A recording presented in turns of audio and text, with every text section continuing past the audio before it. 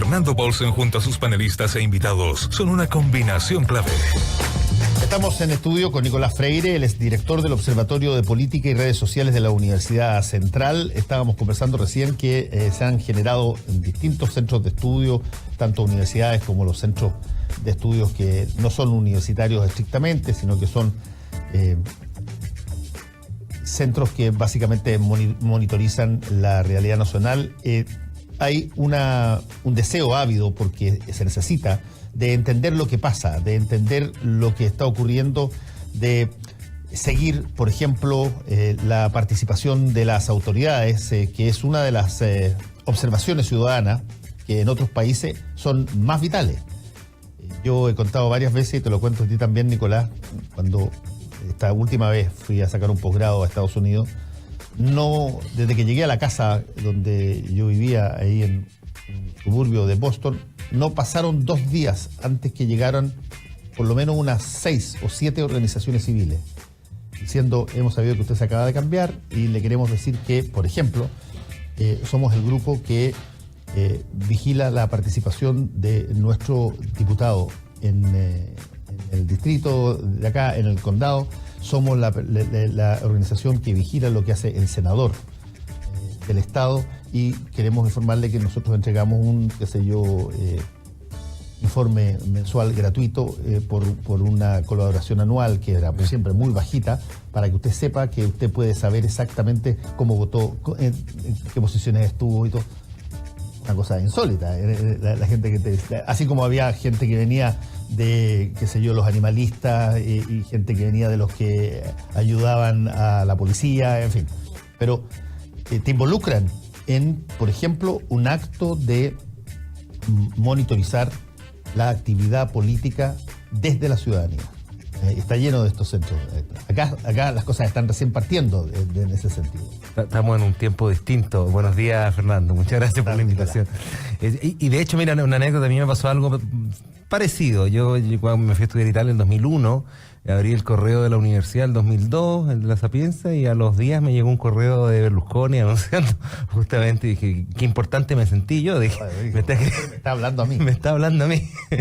Imagínate, ya 15 años han pasado, pero ya el uso también ahí, por lo que a nosotros nos compete en el Observatorio de Política y Redes Sociales, es decir, el uso de la tecnología, las nuevas dinámicas, ya se empezaba a dar, ¿no? Tal como hoy en día se está dando, y como justamente esa anécdota que cuentas tú está hoy día, yo creo que traspasada a otras, o sea, se conserva en ese ámbito sin lugar a dudas, eso no se pierde, pero se traspasa también a otras esferas como lo son el simple Twitter.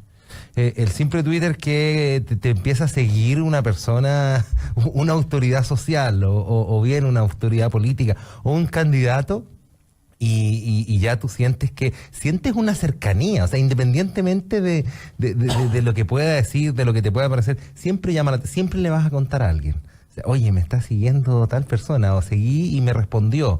Es siempre un hecho. Ahora, lo que también creo es que eso, en la medida en que todos empiecen a comprender un poquito más el territorio digital, va a ser más cotidiano, o sea, va a ocurrir más a menudo, debería ser así. Lo que pasa es que, en términos prácticos, Nicolás, nosotros estamos acostumbrados al acto de ir a votar y elegir autoridades, pero no estamos acostumbrados a seguir a las autoridades una vez que ellos están en ejercicio. Básicamente los esperamos 4 años después y volvemos a votar para saber si mantenerlos o cambiarlos, digamos. Pero si que uno pregunta, a ver, ¿cuál es el track record de la autoridad en todos estos proyectos de ley? ¿Cómo? Probablemente uno no sabe mucho porque no los sigue permanentemente. Y los observatorios son muy interesantes. Yo te contaba a ti que hoy día todos los observatorios tienen una compulsión por registrar sus hallazgos sobre la base de una opción gráfica muy potente. Grandes globos que son más masivos, las instancias, globos chiquititos, o palabras grandes y palabras chiquititas, de tal manera que tú puedas visualizar y puedas incorporar muy rápidamente el mensaje que te da los datos que tú recibes. Y yo creo que son dos cosas además que van de la mano. También conversábamos de eso al inicio. Y tiene que ver, lo primero, que tenemos una visión, a mi juicio, un tanto retrógrada de lo que es la representación política. Eso de elegir un candidato y después no verlo hasta 4 años después, digámoslo, yo también cuando me toca hacerlo en aula lo digo abiertamente, no es culpa única exclusivamente del candidato. Las herramientas para poder ir, para poder preguntar, ciudadano es mucho más del ciudadano. Perfecto. Y entonces, como el ciudadano en ese sentido somos un tantín más quedados, por decirlo en buen chileno también, el insumo gráfico llama más la atención de informe escrito. O sea, ir a pedir una mole de documentos donde diga el resultado y los hallazgos del estudio siempre aleja más la posibilidad de que alguien te conozca, de que alguien se interese. ¿Verdad? En cambio, estos monitos, efectivamente, si hay un candidato que, por ejemplo, tiene mayor conversación y se genera un globito más grande que el otro, se entiende inmediatamente. Que una palabra esté más presente dentro de la conversación que hay en torno a ese candidato, representado en una nube de palabras, se entiende inmediatamente. Ahora, también lo bueno es que, y ahí te contaba la anécdota, que los ayudantes que participan en el observatorio se ríen, tiran la talla, por así decirlo, porque dicen, bueno, somos estudiantes de ciencia política y administración pública, pero el profe aquí nos reta porque no sabemos usar Photoshop, no sabemos usar las herramientas que hacen que esto sea un poco de diseño. Hay que reinventarse. Una vez ya están por salir, pero ya se tienen que reinventar, no solamente hay que esperar salir. Esto además lleva un análisis detrás, o sea, eso yo creo que también es oportuno señalarlo, y es el beneficio que nos das tú con estas instancias, que nos dan otros espacios, que es poder explicar el insumo gráfico, explicar también la idea que hay detrás del por qué hacerlo, porque también por sacar algo podría hacerlo cualquiera finalmente, pero en la Universidad Central, en el Observatorio Político y Redes Sociales, llevamos un año haciéndolo porque efectivamente creemos, estamos convencidísimos de aquello, que este es un territorio que llegó para quedarse, que no es hoy el más importante, pero que va a ir adquiriendo importancia en la medida que pase el tiempo, en la medida que la política se modernice. Además, Nicolás, estamos con Nicolás Freire, director del Observatorio de Política y Redes Sociales de la Universidad Central. Además, Nicolás, hay una variable que es súper interesante. Cuando a ti te dicen que el mejor predictor de la conducta futura es de alguna manera como tú has estado comportándote en tu vida pasada y recientemente pasada, eso implica necesariamente, si tú tienes dudas sobre cómo votar en el futuro, cómo pronunciarte respecto a determinadas materias, cómo seguir a tal o cual línea política, es tremendamente importante ver cómo ha sido esa línea política en términos de coherencia, en términos de seriedad, en términos de algo de solidez en los temas que a ti te interesan en el pasado, porque probablemente como el parlamentario o el alcalde o el presidente o el candidato se va a presentar y va a hacer en el futuro, digamos. Claro, y además estas herramientas no solo te permiten estar más atentos a lo que dijo en un determinado momento, sino que te dan esa cercanía de decirle, oye, tú dijiste esto en un determinado momento. O sea, el solo hecho que te puedan mandar, ya no es... A ver, en un primer momento fue el mail. No, es que ahora se les puede mandar un mail. Pero anda a saber tú cuál era el mail, no se encontraba por ninguna parte. Los que existían, y hasta el día de hoy, esta también es una crítica tecnológica, por ejemplo, los que existen para los parlamentarios, muchos de esos están en desuso o simplemente no se responden, etcétera. Pero el Twitter es inmediato, independientemente de que es lógico. Es muy completo. Y lo manejarán otras personas, un equipo, pero llegas a alguien.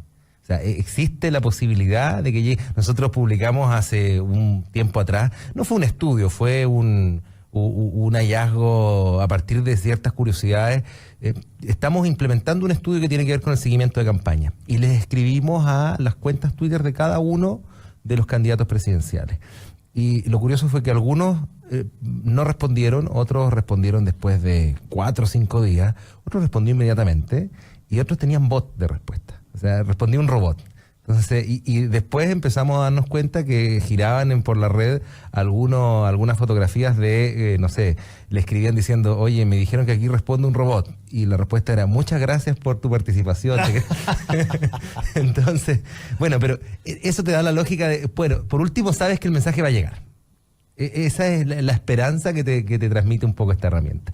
Y en ese mismo sentido es que te estoy viendo la proyección del estudio atrás tuyo y que tiene que ver con el seguimiento que hicimos no solo de presidenciales, porque nosotros también hacemos un informe que salió hace muy poco, que es el informe Interbarómetro, hace un par de días, donde seguimos la conversación política, hacemos valoraciones semanales que seguimos la conversación presidencial. Pero bueno, también hay elecciones parlamentarias y también hay distritos que son, a nuestro juicio, claves, y aquí determinamos 5 de ellos: el 7, el 10, el 11, el 12 y el 20. Esto en la región metropolitana. El 10, el 11 y el 12 en la región metropolitana, el 7 es Valparaíso y el 20 Concepción. Ya. Entonces también un poco para dar un poco la representatividad necesaria a las ciudades que no sean justamente Santiago, lo que no sean la capital. Y también un poco estos datos los cruzamos con lo que tiene que ver con penetración de Internet. Nos llevamos sorpresa. ¿Sabías tú que, por ejemplo, Magallanes tiene una de las penetraciones de Internet más altas en Chile a nivel de hogar? Entonces, nos llevamos esta sorpresa y bueno, decidimos seguir estos distritos. Y ¿por qué? Porque hay que darle importancia también a una elección parlamentaria que va a ser clave. O sea, estamos muy atentos de la elección presidencial, pero... Primera vez con un cambio de sistema. Además, entonces, con un cambio de sistema que permite que sin lugar a dudas permite mayor competitividad. Puede ser criticable, puedes tú tener una idea al respecto sobre cuánto puede cambiar con respecto al sistema binominal anterior, sí, pero de todas maneras hay mayor competitividad que en el sistema anterior. Entonces, bueno, crea mayores espacios. Entonces nos empezamos a darnos cuenta de ciertas curiosidades. Pues aquí seguimos 5 líneas en particular y que era ver, bueno, ¿quiénes tienen presencia en Twitter? ¿Quiénes tienen cierta actividad en Twitter? ¿Quiénes tienen el mayor número de seguidores en Twitter? ¿Quiénes están desde hace más tiempo en Twitter? ¿Y quiénes tienen más interacciones? Es decir, ¿a quiénes les conversan más? Por sí solas, ninguna de estas variables podríamos decir que es determinante. O sea, ¿de qué sirve saber qué es el más seguido? En realidad de nada. Pero sí serviría a la hora de ver cuando emite un tweet qué impacto tiene el mensaje que está dando. Más masivo que en otros casos. Claro. O qué significa ser más activo, ¿no? Por ahí... ¿Quién es el que tiene más seguidores? Sin lugar a dudas, Camila Vallejos y Giorgio Jackson son los que por fuerza de cosas tienen en Chile la mayor cantidad de seguidores como parlamentarios. ¿Qué más emite? El nivel de actividad, los tenemos por distritos, como te decía acá. En el distrito 10, por ejemplo, está Luis Larraín. Tiene un promedio de 1.231 tweets al mes. O sea, imagínate. Y es muy activo. Por ahí me han comentado que su cuenta la maneja él. Entonces, habla de una hiperactividad virtual. Y si tú ves la actividad que tiene, y eso lo llevas también a hacer un análisis semántico, que pues tú vas rescatando los datos, etcétera, te das cuenta de los temas. Pues yo te puedo decir, por ejemplo, Luis Larraín está metido de lleno, es el candidato del Distrito 10 que más se metió en el tema de los taxis, del paro de taxis. Exactamente. Entonces, tú vas viendo las definiciones temáticas. Hicimos también en el Distrito 10, no aparece en este estudio, en este ranking, que por cierto, si me lo permites, lo pueden encontrar en la página del observatorio, que es politicayredessociales.cl, o en el Twitter, que es @politicayrs. Te decía, Ramón Farías, le hicimos también el análisis semántico y está tremendamente orientada su campaña al adulto mayor. Entonces tú vas viendo este análisis quirúrgico de la conversación política parlamentaria en este caso, y te vas dando cuenta de cómo están orientando las campañas, de cómo están segmentando públicos, y también tiene importancia en la medida que recordemos que Twitter puede generar ecos de audiencia. Es decir, lo que ocurre en Twitter probablemente, si es un hecho significativo, termina en prensa. Y de la prensa vuelve a tener el mismo eco en Twitter. Entonces te mantiene vigente la conversación en torno a ti, ¿no? Te ayuda en el conocimiento que pueden tener de ti los de la ciudadanía. Ahora, es interesante cuando tú estás en campaña y tienes Twitter, y por lo tanto eres activo en Twitter en campaña, tus márgenes de error también aumentan. Porque las personas que son muy tuiteras tuitean mucho, retuitean cosas.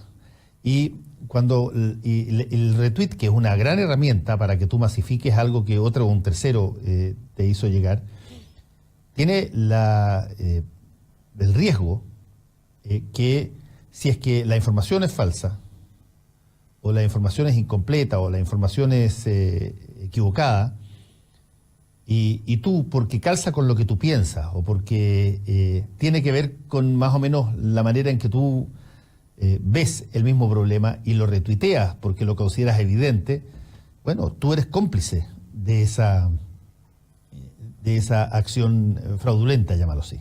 Sí, sí. Y cuando eso le pasa a un candidato, es muy heavy. Sí. Y ha pasado, en otras latitudes ha pasado, y no solo, o sea, tú evidentemente das un ejemplo que es, digamos, si quisiéramos tener una cierta gradualidad, un ejemplo que podría ser incluso extremo cuando compartes una imagen o una información que es falsa. Pero déjame poner este ejemplo. No. La cantidad de informaciones que se dieron en los incendios del principio de año, donde las personas, porque coincidía lo que veían y lo que les decían que pasaba con la ideología de uno, tú lo retuiteabas. Si es que decían mapuche, están quemando la cuestioncita y hay unos gallos andando a caballo, tú decías, sí, pero obvio, es evidente, fantástico, y retuitean. Y varios personajes no estaban en ese momento en campaña, pero varios personajes, qué sé yo, jefes de asociaciones gremiales, de partidos políticos, bueno, tuvieron que después deshacer ese movimiento porque no se encontraron con que eran falsos, digamos, de otros países. No, y sin lugar a duda ocurra. Lo que yo te quería agregar es que no es solo en ese caso, incluso siendo Twitter una herramienta no modificable, a diferencia de Facebook, donde tú publicas y puedes corregirlo. En Twitter no. Publicas y lo bajas, pero quien ya le sacó el pantallazo, quien rescató, olvídate, quedó. Y eso hace que, como tú bien dices, quien está en campaña tiene que estar muy atento a no cometer estos errores, pero tiene que estar atento también a no cometer estos otros tipos de errores que le generan troleo. O sea, cuando uno escribe una palabra con S y es con C, o cuando simplemente se come una palabra, no te imaginas el nivel de ruido de la conversación que eso genera y que se va replicando una y otra vez. Nosotros le llamamos errores no forzados y también los medimos. Ni hablar de citas mal hechas, digamos. Olvídate, errores no forzados también los medimos. Estamos midiendo, y esto me llena de orgullo con lo que tiene que ver con el observatorio, estamos midiendo a tal punto que, otro dato curioso que te puedo entregar, el ministro de la Fuente tenía Twitter.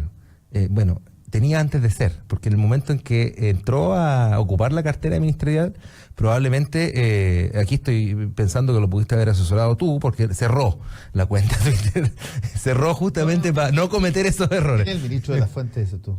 ¿Cómo? ¿Quién es el ministro de la Fuente? Subsecretario, ahora ministro. Ok. Estaba hablando de la Secretaría General de la Presidencia. Correcto.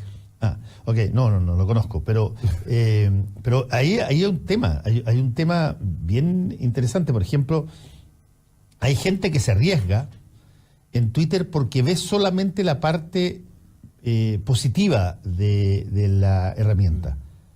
Cuando Andrónico Luksic abre Twitter y empieza a hacer todo este tipo de cosas, etcétera, allá, al principio lo que recibe es, oye, increíble este gallo tan rico, qué sé yo, que esté bajándose acá. Pero cuando tú abres la puerta a la opinión masiva, no la puedes cerrar después. Tienes algún tipo de problema, algún tipo de situación y te va a llegar, pero un vendaval. Y eso las personas tienen que estar conscientes, como cuando la gente de la farándula muestra a sus hijos por primera vez, y yo siempre me he encontrado muy grave, porque tú abres la ventana para que, bueno, tú presentaste a tu hijo, tú hiciste parte de tu fama, tú buscaste beneficio con esa cosa que no tenía que ver necesariamente con tu pega, pero sí que te beneficia. Por lo tanto, el hijo pasa a ser público, y si que él mañana tiene problemas o tiene cosas, bueno, ese hijo pasa a ser parte del imaginario colectivo, y me parece a mí que hay que pensarlo bastante.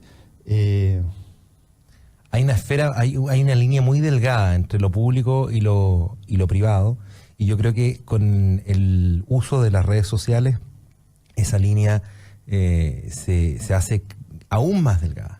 Se hace en cierta medida también un poquito transparente, en el sentido de que quien entra en las redes sociales lo hace también sabiendo, o debería hacerlo sabiendo, que es una potente herramienta desde el punto de vista de la comunicación y también desde el punto de vista político, pero va a perder en ese sentido, va a perder en que lo que tiene que ver con su vida privada muchas veces se le va a escapar de las manos, muchas veces comunicaciones que cree que pueda tener un cierto manejo de la misma o dominio sobre la misma conversación, en realidad no lo va a tener.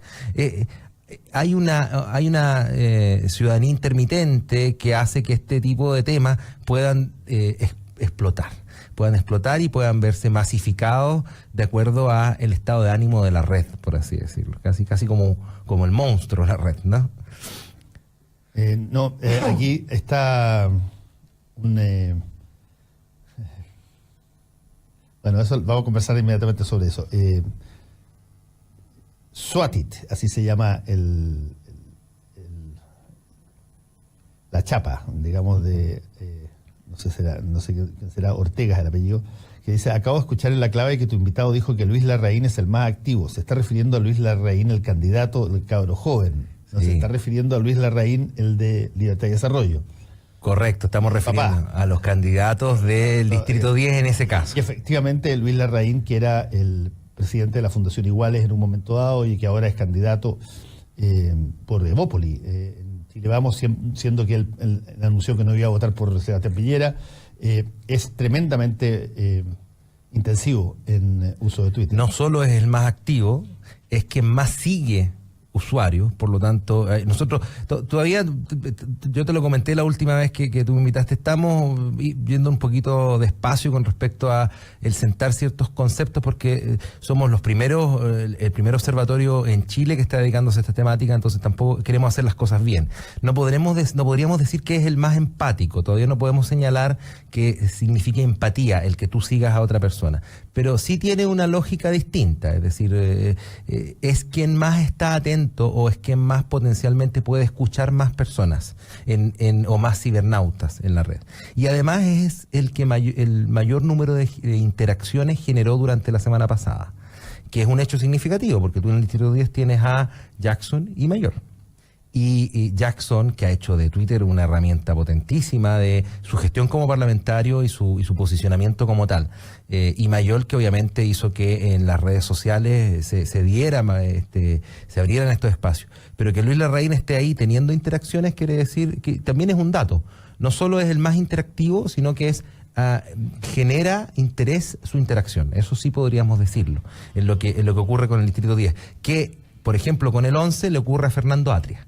Fernando Atria es el que más interacciones genera en torno a su cuenta, ¿no? En el 12 es Camila Vallejo. Camila Vallejo, de acuerdo al análisis semántico, genera conversaciones más de respiro nacional. Antes de irnos, tú me estás mostrando dos nubes ahí. Claro.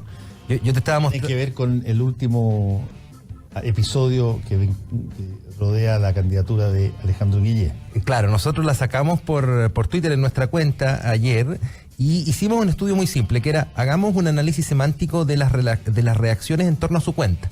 Es decir, todos aquellos comentarios que llevan el @Guille. Y después hagamos una nube y hagamos un análisis semántico de lo que se hable de Guillé en la red, en toda la red. Las interacciones con su cuenta, había una tranquilidad enorme. Se hablaba del país, de propuestas, habían quienes influenciaban esta conversación en términos negativos, pero por otro tipo de cosas, etcétera.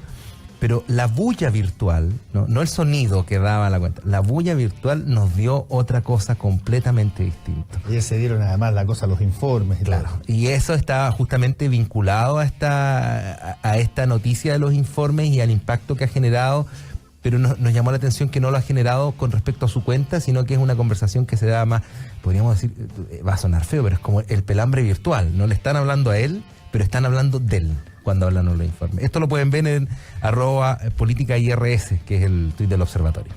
Muy bien, agradecemos a Nicolás Freire por este momento aquí en Combinación Claves. Que te vaya muy bien. Muchas gracias a ti, Fernando.